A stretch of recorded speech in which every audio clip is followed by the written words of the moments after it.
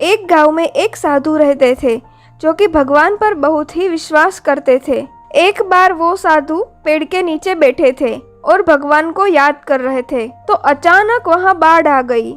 चारों तरफ पानी ही पानी। सब लोग अपने आप को बचाने के लिए ऊपर पहाड़ की तरफ भागने लगे। उनमें से एक आदमी ने देखा कि इस हालत में भी साधु भगवान की तपस्या कर रहे हैं। वो सोचने लगा कि इस हालत में भी ये साधु अपने आप को बचाने के लिए कहीं क्यों नहीं जा रहे। तो उसने साधु से कहा, अरे आप कहीं क्यों नहीं जा रहे हो?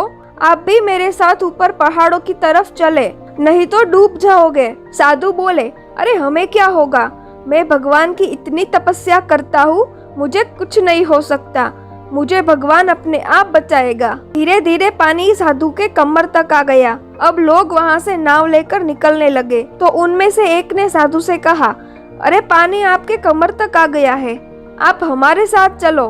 तो साधु ने कहा, नहीं नहीं, मुझे भगवान अपने आप बचाएगा। और वो नाव वाला भी वहाँ से निकल गया। कुछ देर बाद पानी इतना बढ़ गया कि साधु के सर तक पहुंच गया और अब लोगों को बचाने के लिए हेलीकॉप्टर निकलने लगे। एक हेलीकॉप्टर साधु के पास आया, जो कि आखिरी हेलीकॉप्टर था।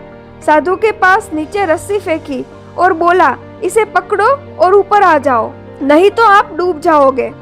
यह आखिरी हेलीकॉप्टर है और आपके पास कोई दूसरा रास्ता नहीं है बचने के लिए। साधु ने कहा, ये रस्सी वापस ऊपर खींच लो और आप चले जाओ, मुझे भगवान के ऊपर पूरा भरोसा है, वो मुझे बचा लेगा। पानी काफी ऊपर आ गया, जिससे पेड़ डूब गया और साधु की भी डूबने से मौत हो गई। मरने के बाद साधु भगवान के पास गया और बोला, हे भगवान, मैंने पूरी जिंदगी आपकी तपस्या की, मेरा सारा जीवन आपकी आराधना करने में लगा दिया, फिर भी इतने भरोसे के साथ इंतजार किया कि तुम मुझे बचाओगे, लेकिन वहाँ मेरी डूबकर मौत हो गई और तुम नहीं आए, ऐसा क्यों किया आपने? भगवान बोले, अरे मूर्ख इंसान, एक नहीं मैं 3 बार आया था, वो तीनों बार मैं ही तो था। पहला पैदल, दूसरा नाव के द्वारा और तीसरा हेलीकॉप्टर के द्वारा, लेकिन तुम मेरा एक भी अवसर पहचान नहीं पाया।